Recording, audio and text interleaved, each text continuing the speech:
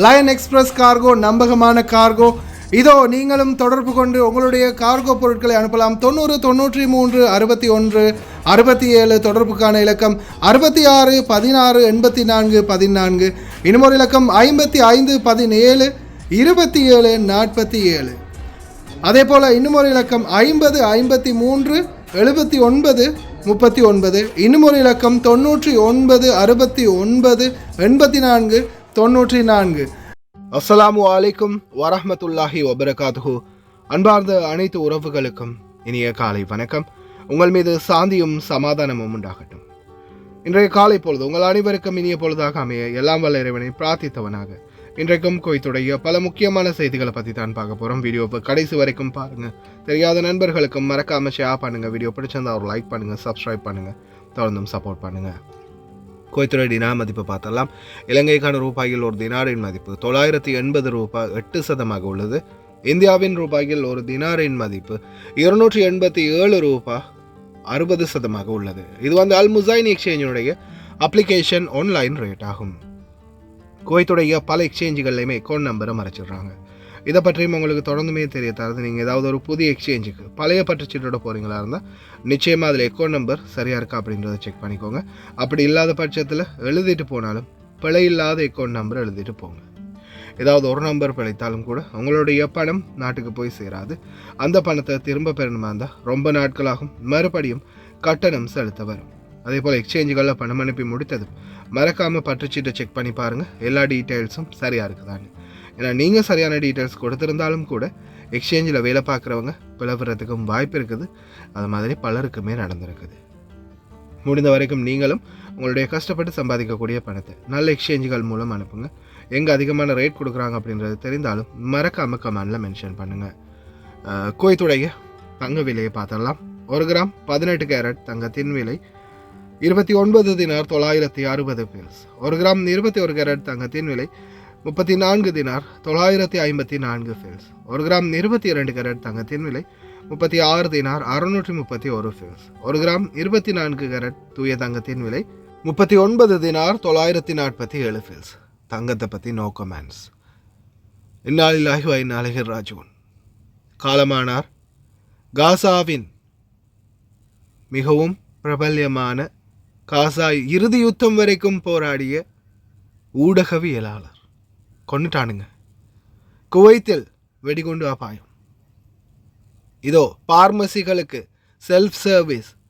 பார்மசிகளில் நடக்கும் ஊழல்களுக்கு முற்றுப்புள்ளி. சுகாதார அமைச்சர் டாக்டர் அவாதியின் அதிரடி உத்தரவு. நாடு கடத்தல் மற்றும் ஜெயில் தண்டனை. டிகிரி சோதனையில் குவைத்திகளும் விதிவிலக்கல்ல. பார்க்கலாம் அனைத்து தகவல்களையும். அக்டோபர் 12 2025 நேற்றைய தினமும் 5.7 ரிக்டர் அளவிலான பூகம்பம் மறுபடியும் பதிவாகி இருக்குது பிலிப்பைன்ஸ் நாட்டில். பூகம்ப அபாயம் தொடர்ந்து கொண்டே இருக்கின்றது. எதிர்வரும் காலங்களில் என்ன மாதிரியான சூழல் உருவாக போகுதுன்னு தெரியல. நிலத்தகடுகள் மிகவும் அதிகமான விரிசல் விட்டிருக்கிறதா புவியியல் ஆய்வாளர்கள் தெரிவிக்கிறாங்க. அடுத்த புதிய ரூல் வந்துவிட்டது. மகளின் வேலை வாய்ப்பு, மகனின் திருமணம் ஆகியவற்றுடன் தொடர்புடைய குழந்தை ஆதரவு நிறுத்தப்பட்டுள்ளது. குழந்தைகளுக்கான ஆதரவு பணம் கொடுப்பனவு குவைத் நிறுத்துறாங்க. இப்படியோ ஒவ்வொரு கொடுப்பனவாக நிறுத்திக்கிட்டே வராங்க. குவைத்திகளை இறுக்கி பிடிக்க வைக்கிறாங்க. இஷ்டத்துக்கு செலவு பண்ணின காலம் போய்விட்டது. குவைத்துடைய மன்னர் தங்களுடைய ஆழ்ந்த அனுதாபங்களை தெரிவிச்சிருக்காங்க. கத்தார் நாட்டு அமீர் திவானின் பல ஊழியர்கள் மற்றும் எகிப்து அமைச்சர் உட்பட ஒரு விபத்தில் உயிரிழந்துள்ளார்கள். சுகாதார அமைச்சர் டாக்டர் அஹமத் அல் அவாதி புதிய திட்டத்தை மருந்தகங்களுக்கு உரிமம் வழங்குவதையும் மருந்தகங்கள் மற்றும் மருத்துவ பொருட்களின் வர்த்தகத்தை கட்டுப்படுத்துவதற்கும் ஏற்பாடு செய்திருக்கின்றார். மருந்து பொருட்களின் விலைகள் அதிகரிப்பதை தடுக்க மற்றும் ஊழல்களை குறைக்க செல்ஃப் சர்வீஸ், அதாவது மருந்துகள் நம்மளுக்கு தேவையான சாதாரணமான தொடர்ந்தும் பர்ச்சேஸ் பண்ணக்கூடிய மருந்துகள் இருக்குது. இந்த மாதிரி மருந்துகளை செல்ஃப் சர்வீஸ் மெஷின், அதாவது நம்ம இப்போ சில ஹாஸ்பிட்டல்களில் சில இடங்களில் பார்த்துருப்போம் இல்லையா, தண்ணீர் பாட்டில், ஜூஸ், சிப்ஸ் இந்த மாதிரி பேக்கெட்டெல்லாம் விற்கிறதுக்காக ஒரு மெஷின் வச்சுருப்பாங்க இல்லையா, அது மாதிரியான மெஷின்களில் வைக்க போகிறாங்க.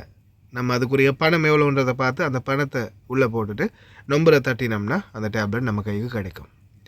அதுவும் வந்து அரசாங்க ரீதியாக குறைந்த விலையில் வழங்கப்படும் அப்படின்னு தெரிவிச்சிருக்கிறாங்க. ஏன்னா இந்த நாட்டில் சிலர் வந்து வேலை பார்க்குறாங்க, அவங்களுடைய சம்பளத்தில் பாதியை சிலர் முக்கால்வாசியை வந்து பார்த்திங்கன்னா மருந்துக்கே செலவு பண்ணுறாங்க.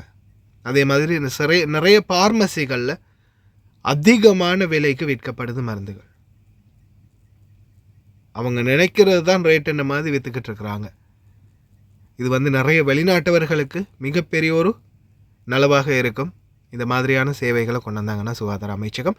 அதே போல் குவைத்திகள் என்ன விதி விலக்கா, லெபனான் யூனிவர்சிட்டியில் இன்வெஸ்டிகேட்டன் ஆரம்பிச்சிருக்கிறாங்க.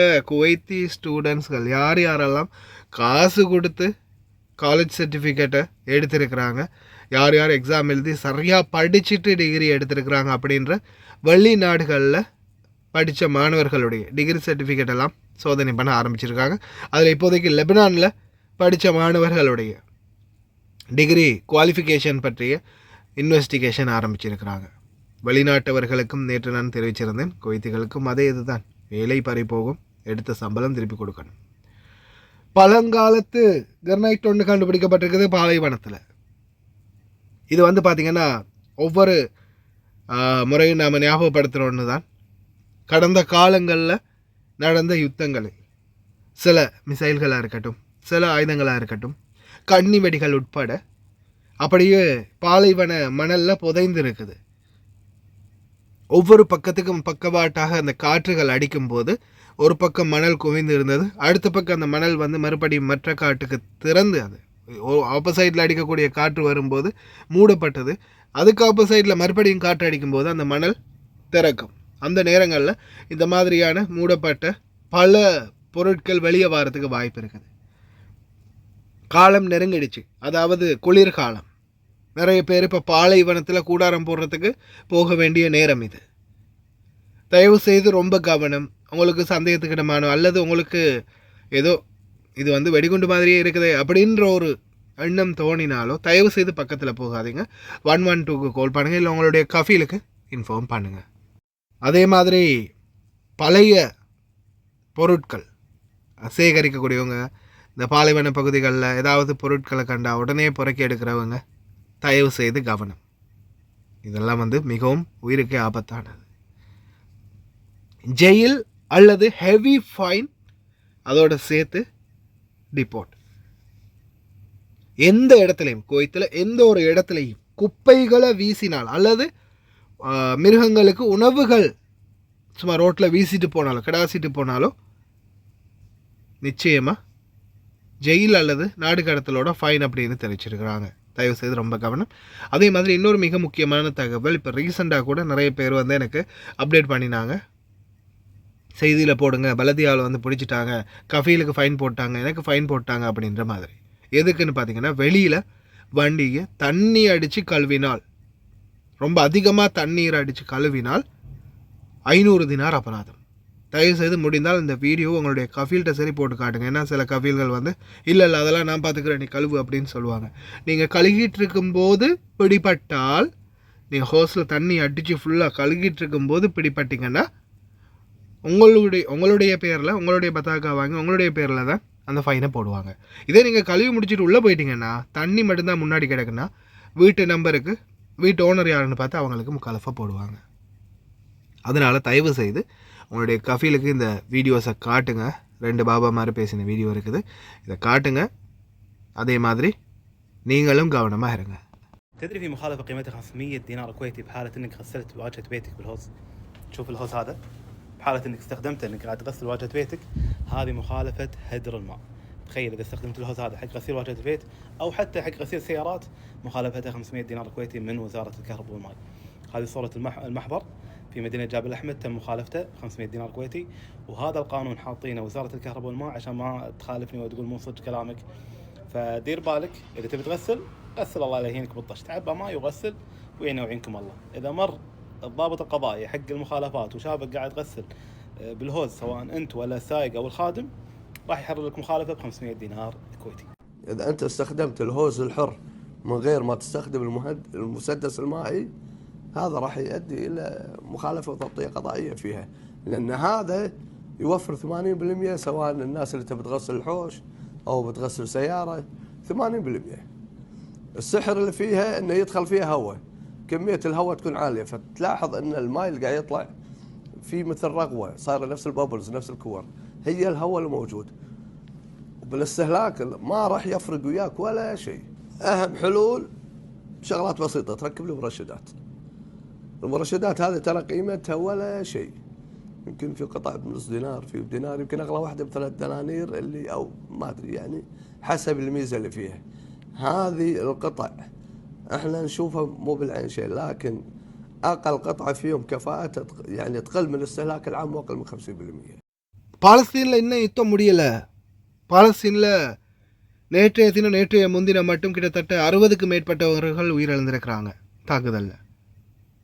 என்னடா அப்படி சொல்கிற, இஸ்ரேல் அமெரிக்கா எல்லாம் பேசி முடிச்சிட்டாங்களே அப்படின்னு பார்த்தீங்கன்னா, ஓகே, இஸ்ரேலுக்கும் இதுக்கும் சம்பந்தம் இல்லை. இது உள்ளூர் போர்.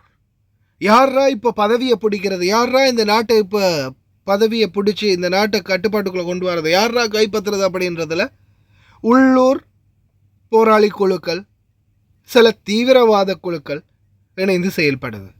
இதில் இஸ்ரேலுக்கும் சம்மந்தம் இல்லை, ஹமாஸுக்கும் சம்மந்தம் இல்லை. ஹமாஸ் ஆல்ரெடி விட்டோ, இஸ்ரேல் மிலிட்ரி ஆல்ரெடி விட்டோ, எல்லாரும் போயிட்டாங்க. இன்னாலில்லா, உங்களுக்கே தெரிஞ்சிருக்கும், இறுதி யுத்தம் வரைக்கும் கடைசி வரைக்கும் போராடி அப்டேட் கொடுத்த ஒரு மனுஷன் அல்லாஹ் யர்ஹமா கொண்டுட்டானுங்க. இந்த பிரச்சனை சம்மந்தமாக அவர் வீடியோக்கள் நிறைய எடுத்திருக்கிறார் அப்படின்றது தான் தெரிய வந்திருக்குது. இது சம்மந்தமான வீடியோக்களை எடுத்த அந்த காரணத்துக்காகத்தான் சலஹா ஜவுஃபரோவி கொல்லப்பட்டிருக்காரு. சொல்லிவேல இந்த நாடுகளில் யுத்தம் முடியாது, ஆயுத கலாச்சாரம் முடியும் வரைக்கும். وسط الحرب الحمد لله رب العالمين. اليوم 9/10/2025. اليوم إن شاء الله الساعة 12 الظهر حتدخل الهدنة حيز التنفيذ. الحمد لله 2 من القصف والإبادة والجوع والمحرقة اللي عشناها في قطاع غزة. اليوم انتهت هذه وقع الكشاف. اليوم انتهت هذه الحرب. الحمد لله رب العالمين اللي أشهدنا هذه اللحظات. الحمد لله رب العالمين اللي خلانا نعيش هذه المشاهد. الحمد لله خلصت الحرب. لو بعرف أسقرت بس شوي بس ما أعرف أسقرت. المهم إنه انتهت هذه الحرب. الحمد لله رب العالمين. الحمد لله 2 من التعب راح. الحمد لله.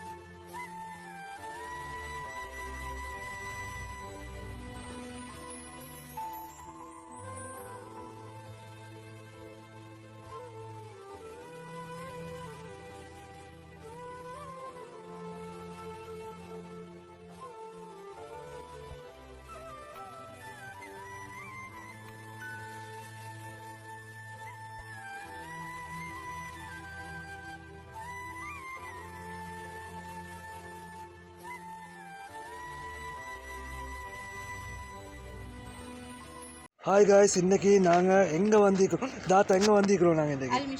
அல் மிஷாயில். நீங்கள் எப்போ ஆர்டர் பண்ணீங்க தாத்தா? நான் இன்றைக்கி ஈவினிங் தான் ஆர்டர் பண்ணேன். இந்த கோடை ஆர்டர் பண்ணீங்க? எனக்கு எமர்ஜென்சியாக இந்த சாமானம் கொஞ்சம் எனக்கு வேணுமென்றதுக்காக வேண்டி இதனால் எனக்கு அவசரமாக இப்போ நைட்டு 10:15 எங்கேயும் ஆகுது. ஸோ அவர் எனக்கு அவசரம் அப்படின்றதுக்காக வேண்டி அவர் எனக்கு பணம் தந்தார். ஸோ இவங்களோட சேவையை பற்றி நீங்கள் எதுவும் கவலைப்பட வேண்டிய அவசியம் கிடையாது. அவங்க சொன்ன டைமுக்கு எங்களுக்கு எமர்ஜென்சியாக தேவைன்னு சொன்னால் அந்த டைமுக்கு அவங்க எல்லா சாமானத்தையும் கொண்டு வந்து எங்கள்கிட்ட ஒப்படைச்சிடுவாங்க. ஸோ கைஸ், நீங்களாக இருந்தாலும் தாராளமாக எந்த ஒரு பயமும் இல்லாமல் இவங்களோட கார்கோவாக இருக்கட்டும், கார்கோவும் இவங்க செய்கிறாங்க. ஸோ ஜெமியாவும் இவங்கள்கிட்ட இருக்குது, காகில் குக் சிட்டி ஒன்றும் இருக்குது. சாமானமும் நீங்கள் ஆர்டர் பண்ணலாம் தைரியமாக, எந்த ஒரு இதுவும் எதிர்பார்க்காம அவங்க சமூக சேவையை செஞ்சு முடிப்பாங்க. தேங்க்யூ ஸோ மச் தாத்தா, தேங்க்யூ. இந்த தாத்தாட ஆர்டர் வந்து இதுதான். நீங்களும் ஒரு 20 கேடிக்கு மேலே ஆர்டர் பண்ணிங்கன்னா நீங்கள் எங்கே இருந்தாலும் பிரச்சனை இல்லை, உங்களோட வீட்டுக்கே வந்து டெலிவரி பண்ணி தருவோம். இன்ஷா அல்லாஹ் இன்னொரு வீடியோவில் சந்திப்போம். Thank you, bye bye.